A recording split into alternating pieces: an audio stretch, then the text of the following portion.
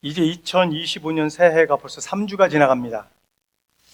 새해를 맞이하면서 우리의 삶과 신앙이 작년보다 더 성장하고 성숙해지시기를 예수님의 이름으로 축복합니다.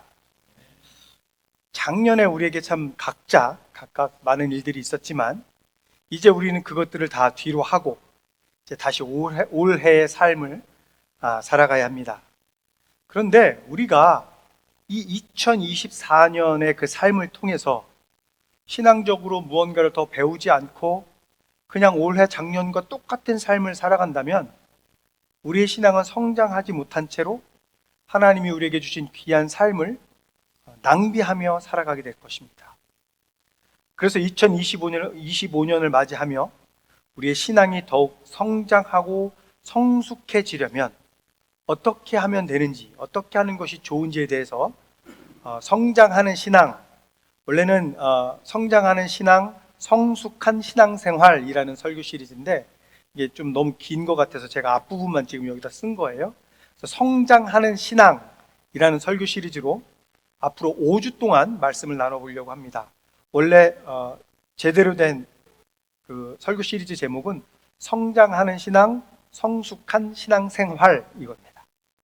그래서 새해를 시작하면서 다시금 우리의 삶을 점검해보고 하나님이 원하시는 삶을 살아가도록 다짐하시는 그런 시간이 되시길 바랍니다.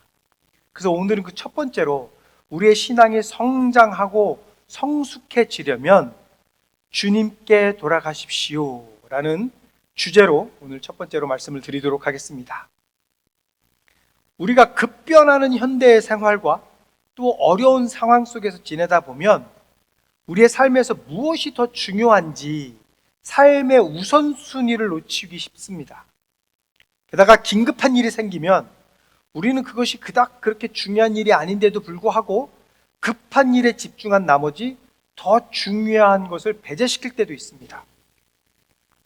5년 전 세계는 코로나로 몸살을 앓았습니다. 온 세계의 관심이 온통 코로나에 집중되어 있었습니다. 마트에 가면 휴지나 키친타월 같은 거 사재기 하는 사람들로 북적였고요.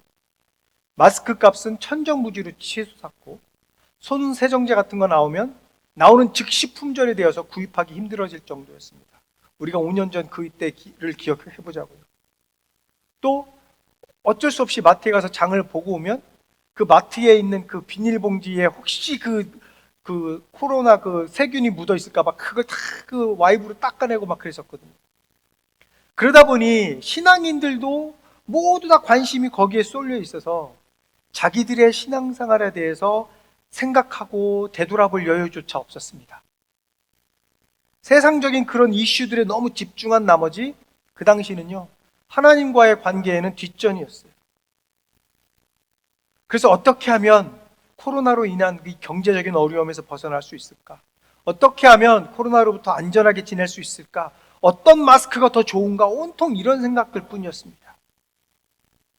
그런데 성경은 우리 일생이 주님 앞에서는 없는 것이나 다름없고 그런 것들은 다 헛된 것이고 한낱 입김에 지나지 않는다라고 말하고 있습니다. 시편 39편 5절에서 이렇게 말했습니다. 주님께서 나에게 한 뼘 길이밖에 안 되는 날을 주셨으니 내 일생이 주님 앞에서는 없는 것이나 같습니다. 진실로 모든 것은 헛되고 인생의 전성기조차도 한낱 입김에 지나지 않습니다. 그리고 누가복음 12장에서도 예수님이 어리석은 부자에 대한 비유를 말씀하시잖아요.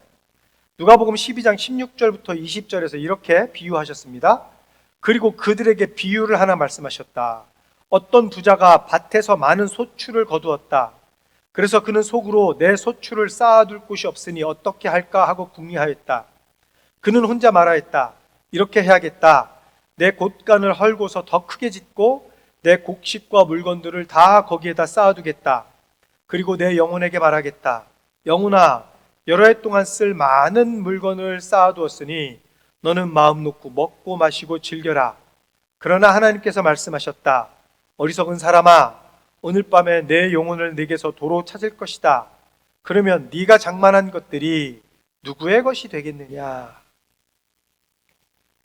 아무리 이 땅에 재물을 쌓아둔들 내일 일을 우리가 알지 못하는데 왜 이 땅에서의 삶에 대해서 집착하느냐라는 겁니다.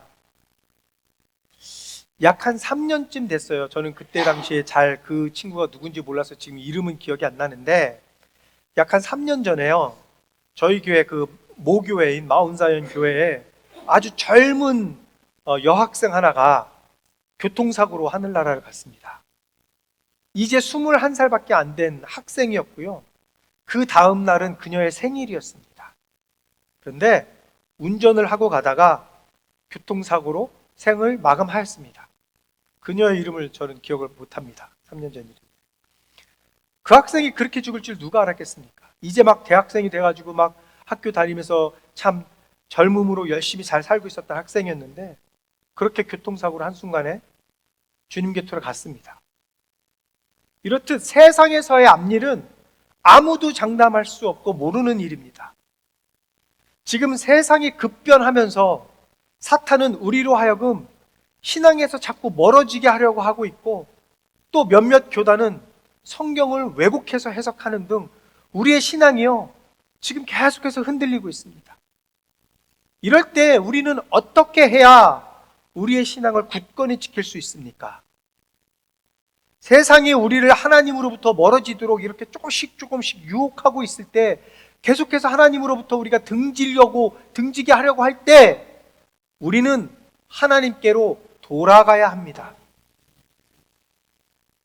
이게 오늘의 주제입니다.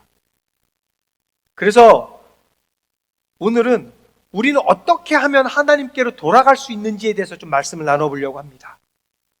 그래서 우리가 하나님께 돌아가기 위해서 첫 번째, 삶의 우선순위를 주님께 두어야 합니다. 삶의 우선순위를 주님께 두어야 합니다.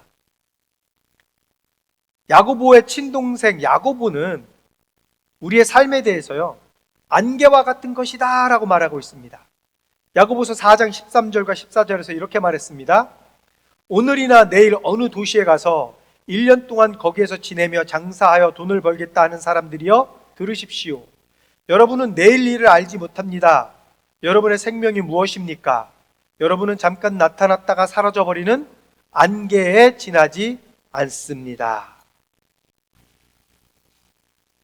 이 야고보서는 유대인들과 로마 정부의 핍박으로 흩어진 믿음의 형제들에게 보내는 편지예요.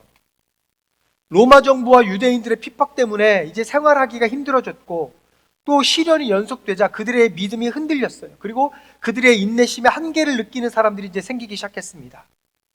삶이 힘들고 신앙생활이 어려워지면서 성도들 간에 이제 사랑도 식어졌고, 말과 행동들이 거칠어졌고, 심지어 이제 교인들끼리 분열이 일어나는 상황이 교회 안에서 이제 벌어지기 시작한 겁니다. 그런데 야고보는 지금 이 교회들과 교인들이 겪는 이 어려움이 장사와 무슨 연관이 있길래 야고보서 방금 우리가 읽어본 그 13절 14절에서 장사하는 사람들을 비유로 얘기해서 이 편지를 썼느냐, 저는 이것이 궁금했습니다. 우리 교회와 교인들이 겪는 어려움과 장사하는 사람들과 무슨 연관이 있길래 이 비유를 썼겠느냐라는 거예요. 그리고 14절 말씀을 보면 장사하여서 돈을 벌겠다는 사람들이 마치 잘못된 생각을 하는 것처럼 지금 야고보가 말하는 것으로 그렇게 들린단 말입니다. 그런데 사실 장사하는 사람에게는 이윤을 남기는 것이 목적이고 그렇게 하는 것이 맞는 겁니다. 이윤을 남겨야 하는 거죠. 그런데 야고보는 그들에게 삶에 대한 경고를 하고 있습니다. 그런데 왜 야고보가 이 장사하는 사람들에게 경고를 하는지 그 이유가요, 그 다음 절인 15절과 16절에 나와 있습니다. 야고보서 4장 15절에서 16절에서 야고보가 이렇게 말했습니다. 도리어 여러분은 이렇게 말해야 할 것입니다. 주님께서 원하시면 우리가 살 것이고 또 이런 일이나 저런 일을 할 것이다. 그런데 여러분은 지금 우쭐대면서 자랑하고 있습니다.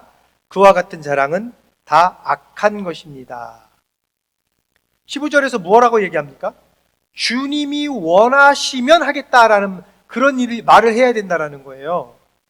즉 주님께 먼저 물어보고 계획을 세워야 한다라는 겁니다. 그러니까 장사하는 사람들이 이윤을 남기는 것이 문제가 아니라 그것을 위해서 주님께 먼저 물어보고 주님과 상의하고 어떤 일들을 도모하거나 계획해야 한다. 그런데 당신들은 그렇게 하지 않고 모든 것이 마치 당신들 뜻대로 될 것처럼 떠들고 다녔으니 그게 문제다라는 것을 지적하고 있는 거예요.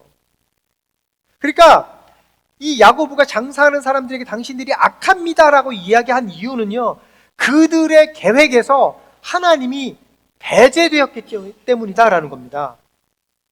그러니까 야고보는 지금 사업을 위해서 계획하는 것이 나쁘다라고 얘기하는 게 아니라는 거예요.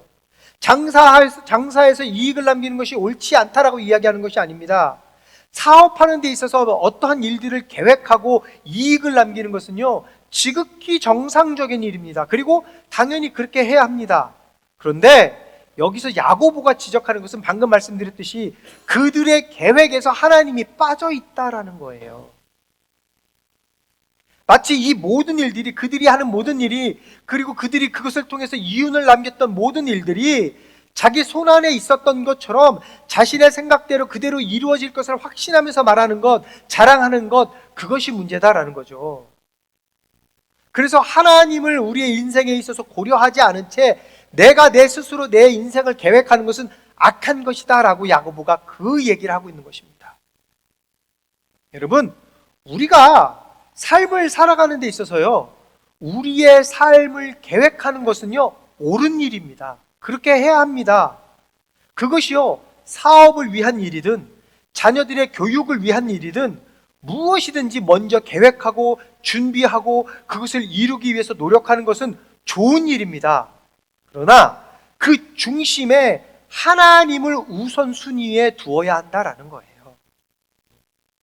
내 생각과 내 지식과 내 경험으로 계획하는 것이 아니라 15절 말씀처럼 주님께서 원하시면 이것저것을 할 것입니다 라고 그런 하나님 우선순위의 믿음이 있어야 한다라는 것입니다.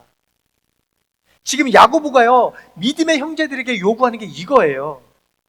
당신들이 지금 외부의 핍박과 고난과 어려움을 겪다 보니 세상의 어려움에 초점이 맞춰져서 믿음이 흔들리고 신앙생활을 한다고 하면서 서로 다투고 사랑이 식어진 것입니다. 그러니 하나님을 당신들 삶의 우선순위에다 두고 다시 하나님께로 돌아가십시오라고 그 이야기를 하고 있는 겁니다. 지금 야고보. 그래야만 우리의 신앙이 성장하고 성숙해질 수 있다라는 겁니다. 그리고 두 번째, 하나님께 돌아가기 위해서는 주님께 나가야 합니다. 주님 앞에 나아가야 합니다. 우리는 힘들고 어려울 때일수록 더 하나님께 집중하고 우리의 주파수를 더 하나님께 맞추어야 우리의 믿음이 흔들리지 않습니다. 그래서 베드로전서 2장 4절에서 이렇게 말했습니다. 주님께 나아오십시오. 그는 사람에게는 버림을 받으셨으나 하나님께는 택하심을 받은 살아있는 귀한 돌입니다. 베드로와 야고보는요, 동시대를 살았던 사람이잖아요. 같은 시대를 살았습니다. 그러니까 똑같이 그들도 외부의 압력과 박해를 받고 있었고요, 그런 성도들에게 베드로가 주님께 나오십시오라고 권고의 말을 하고 있는 겁니다. 그러면서 예수님은 세상 사람들에게는 버림을 받았지만 하나님에게만큼은 독생자 아들이고요, 귀한 아들이다. 그러니 우리도 그 주님께로 나아가야 합니다 라고 말을 하고 있는 거예요. 독생자 아들 예수님께로 나아가야 합니다. 그러면서 그 다음 절인 6절과 7절에서요, 베드로가 이렇게 이야기했습니다. 성경에 이런 말씀이 있습니다. 보아라, 내가 골라낸 귀한 모퉁이 돌 하나를 시온에 둔다. 그를 믿는 사람은 결코 부끄러움을 당하지 않을 것이다. 그러므로 이 돌은 믿는 사람들인 여러분에게는 귀한 것이지만 믿지 않는 사람들에게는 집 짓는 자들이 버렸으나 모퉁이의 머릿돌이 된 돌이요. 그러니까 이 6절과 7절 말씀을 요약하면요, 우리가 모퉁이 돌 되신 예수님께 나아가면 우리는 세상에서 결코 부끄러움을 당하지 않을 것이다 라는 거예요. 우리의 믿음은 흔들리지 않을 것이다 라는 말입니다. 왜냐하면 잘 들어보세요. 9절에서 이렇게 말했습니다. 베드로전서 2장 9절. 그러나 여러분은 택하심을 받은 족속이요 왕과 같은 제사장들이요 거룩한 민족이요 하나님의 소유가 된 백성입니다. 그래서 여러분을 어둠에서 불러내어 자기의 놀라운 빛 가운데로 인도하신 분의 업적을 여러분이 선포하는 것입니다. 그러니까 우리가 선택받은 자이고 하나님의 자녀이고 거룩한 제사장이기 때문에 우리가 모퉁이돌 되신 예수님께 나아가면, 그분을 의지하면 우리는 세상에서 부끄러움을 당하지 않는다. 우리의 믿음은 결코 흔들리지 않을 것이다 라고 베드로가 얘기합니다. 그래서 제가 6절과 7절과 9절 말씀을 연결해서 말씀을 드리자면 이렇습니다. 너희가 세상에서는 박해를 받고 핍박을 받고 어려움에 처해 있지만, 그럼에도 불구하고 그 세상을 바라보지 않고 그것들에 얽매여 있지 않고 머릿돌 대신 주님께 나아가면 세상은 너희를 결코 부끄럽게 하지 못한다. 왜냐하면 너희는 택하심을 받은 족속이고 왕과 같은 제사장들이고 거룩한 민족이고 하나님의 소유가 된 백성이기 때문입니다 라는 말입니다. 이게 얼마나 감사한 말입니까?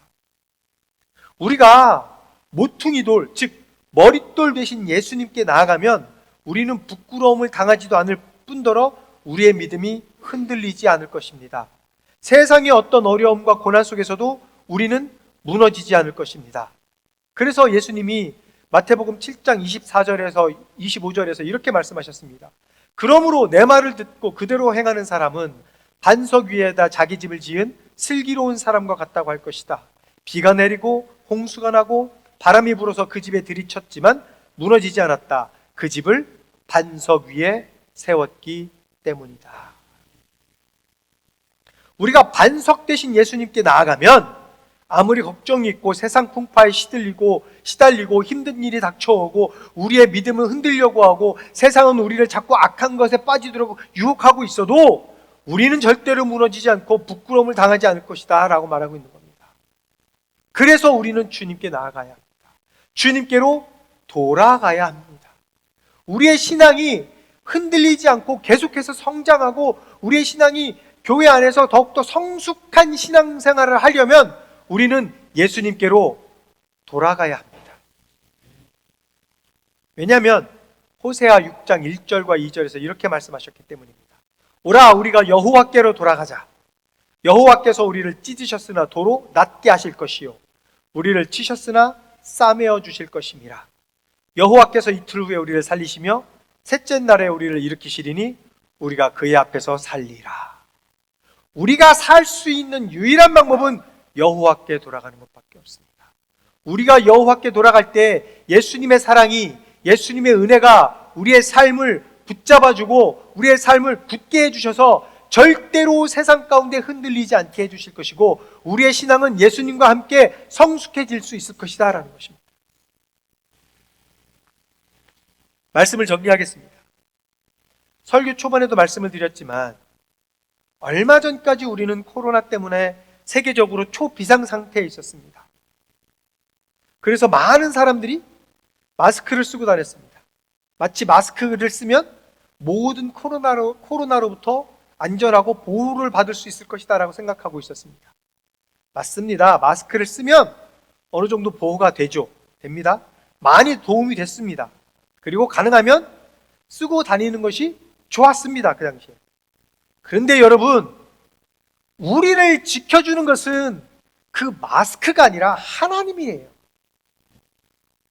우리는 마스크를 의존하는 것이 아니라 우리를 지키시고 보호하시는 하나님을 의지해야 한다라는 겁니다. 즉 마스크라는 이 세상의 방법으로 문제를 해결하려고 하는 것이 아니라 먼저 하나님께 나아가서 모든 질병과 고통과 삶을 주관하시는 그 하나님을 의지하는 것이 먼저다라는 거예요.